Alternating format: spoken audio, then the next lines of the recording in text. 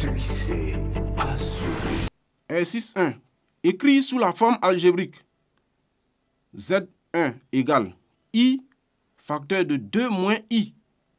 Z2 égale 1 plus I sur 3 moins I. Nous allons écrire Z égale à I facteur de 2 moins I. Quand on remarque bien, Z n'est pas écrit sous la forme algébrique, c'est-à-dire A plus IB. On a deux facteurs, I et 2 moins I. On va développer l'expression de Z. Z égale I facteur de 2 moins I. Quand on développe, ça donne 2. 2I fois 2 moins I fois I. I fois 2 donne 2I. I fois I donne I au carré. À ne pas oublier, I au carré égale à moins 1. C'est très important. I au carré égale à moins 1. Alors, donc, je remplace I au carré par sa valeur. Ça me donne Z égale 2I moins, entre parenthèses, moins 1. Ce qui est égal à 2I plus 1. Alors, j'obtiens ainsi la forme algébrique qui est 1 plus 2I.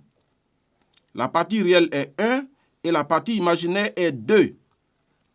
Je prends l'autre partie de l'exercice. Z égale 1 plus I, le tout sur 3 moins I. Z n'est pas sous la forme A plus IB. Je vais chercher à le faire.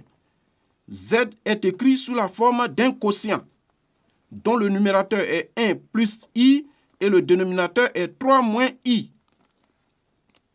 Tu feras donc partir I du dénominateur. Donc, on va utiliser l'expression conjuguée. N'oublie pas que lorsqu'on fait le produit d'un nombre complet et de son expression conjuguée, on obtient A au carré plus B au carré. Alors, donc, l'expression conjuguée de 3 moins I est 3 plus I. Je multiplie le numérateur de Z par 3 plus I et le dénominateur par 3 plus I. J'obtiens 1 plus I facteur de 3 plus I et 3 moins I facteur de 3 plus I.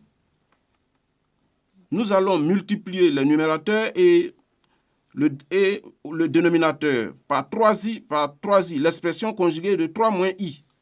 On obtient 3 fois 1 plus 1 fois I plus 3 fois I plus I au carré.